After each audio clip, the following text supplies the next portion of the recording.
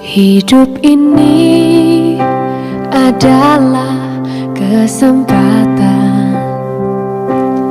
Hidup ini untuk melayani Tuhan. Jangan sia-siakan waktu. Shalom pemirsa, sebelum mendengarkan firman Tuhan hari ini, kita sama-sama berdoa. Bapa yang baik yang bertahta dalam kerajaan surga, kami mengucap syukur Tuhan buat berkat yang boleh kami rasakan hingga saat ini. Tuhan, pada kesempatan ini kami akan mendengarkan audio kitab Kejadian. Kiranya firman-Mu ini boleh menjadi berkat bagi kami dan nama Tuhan yang dimuliakan. Kiranya Tuhan memberkati kami dalam kehidupan kami. Mohon ampun dosa pelanggaran kami, karena kami berdoa dalam nama Yesus yang menebus kami dalam dosa. Amin. Kedengaranlah kepada Yakub. Laban berkata demikian. Yakub telah mengambil segala harta milik ayah kita, dan dari harta itulah ia membangun segala kekayaannya. Lagi kelihatan kepada Yakub dari muka Laban bahwa Laban tidak lagi seperti yang sudah kepadanya. Lalu berfirmanlah Tuhan kepada Yakub, pulanglah ke negeri nenek moyangmu dan kepada kaummu, dan aku akan menyertai engkau. Sesudah itu Yakub menyuruh memanggil Rahel dan Lea untuk datang ke padang, ke tempat kambing dombanya. Lalu ia berkata kepada mereka, telah kulihat dari muka ayahmu bahwa ia tidak lagi seperti yang sudah kepadaku, tetapi Allah ayahku menyertai aku. Juga kamu sendiri tahu bahwa aku telah bekerja sekuat-kuatku pada ayahmu, tetapi ayahmu telah berlaku curang kepadaku dan telah 10 kali mengubah upahku. Tetapi Allah tidak membiarkan dia berbuat jahat kepadaku. Apabila ia berkata, yang berbintik-bintiklah akan menjadi upahmu, maka segala kambing domba itu beroleh anak yang berbintik-bintik. Dan apabila ia berkata, yang bercoreng-corenglah akan menjadi upahmu, maka segala kambing domba itu beroleh anak yang bercoreng-coreng. Demikianlah Allah mengambil ternak ayahmu dan memberikannya kepadaku. Pada suatu kali, pada masa kambing domba itu suka berkelamin, maka aku bermimpi dan melihat bahwa jantan-jantan yang menjantani kambing domba itu bercoreng-coreng, berbintik-bintik dan berbelang-belang. Dan malaikat Allah berfirman kepadaku dalam mimpi itu, Yakub. Jawabku, ya Tuhan. Lalu ia berfirman, angkatlah mukamu dan lihatlah bahwa segala jantan yang menjantani kambing domba itu bercoreng-coreng, berbintik-bintik dan berbelang-belang.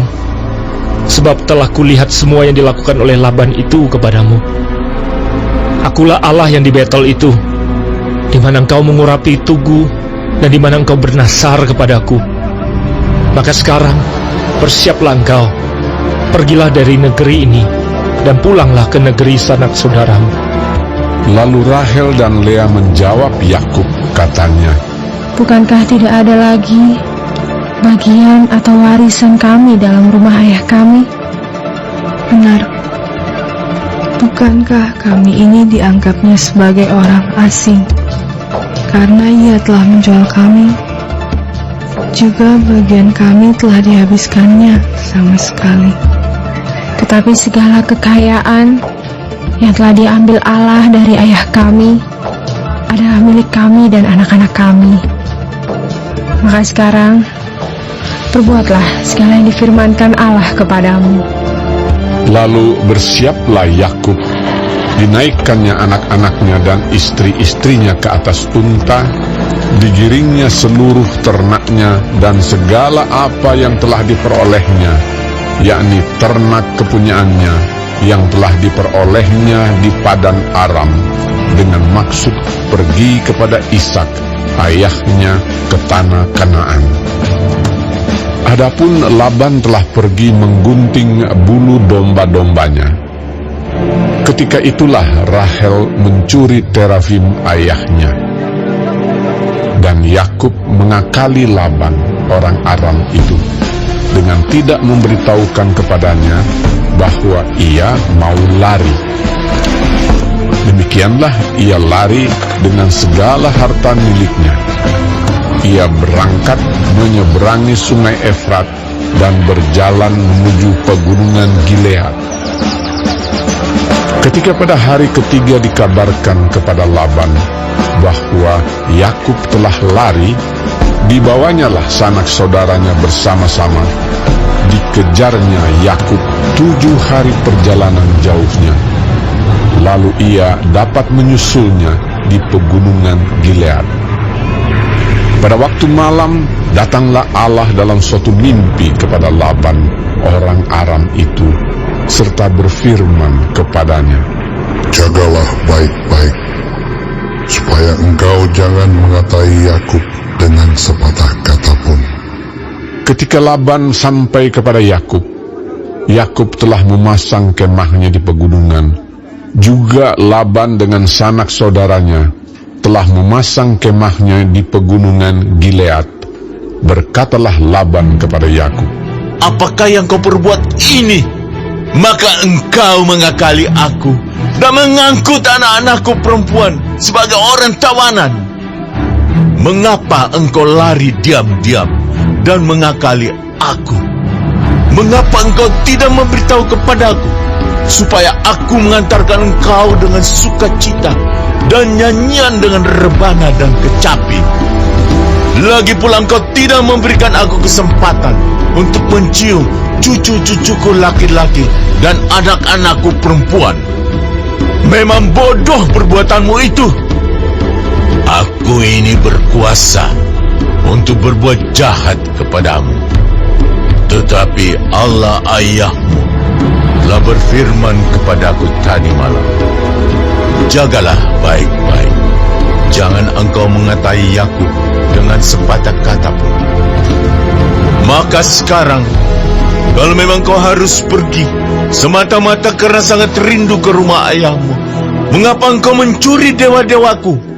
Lalu Yakub menjawab Laban, Aku takut, karena pikirku, jangan-jangan kau merampas anak-anakmu itu daripada aku. Tetapi pada siapa engkau menemui dewa-dewamu itu, janganlah ia hidup lagi.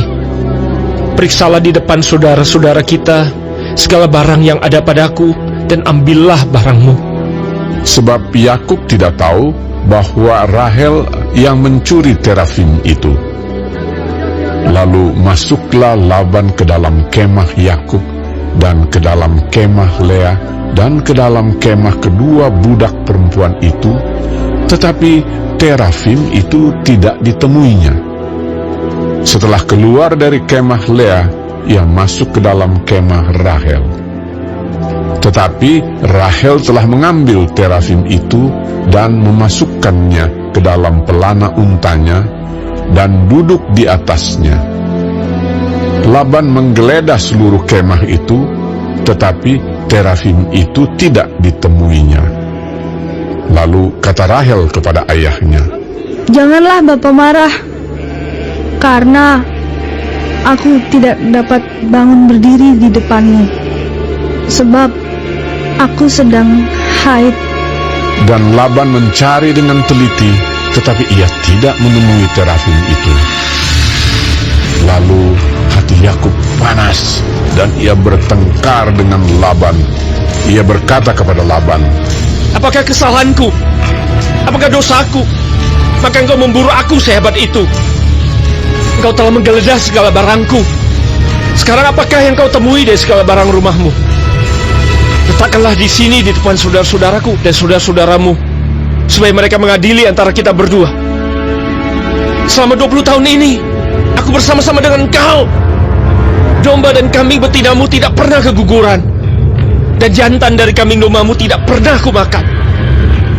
Yang diterkam oleh binatang buas tidak pernah kubawa kepadamu. Aku sendiri yang menggantinya. Yang dicuri orang, baik waktu siang, baik waktu malam, selalu engkau tuntut daripadaku. Aku dimakan panas hari waktu siang, dan kedinginan waktu malam, dan mataku jauh daripada tertidur. selama 20 tahun ini aku di rumahmu. Aku telah bekerja padamu 14 tahun lamanya untuk mendapat kedua anakmu, dan 6 tahun untuk mendapat ternakmu.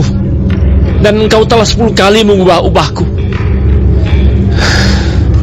Seandainya Allah ayahku, Allah Abraham, dan yang disegani oleh Ishak tidak menyertai aku, tentulah engkau sekarang membiarkan aku pergi dengan tangan hampa.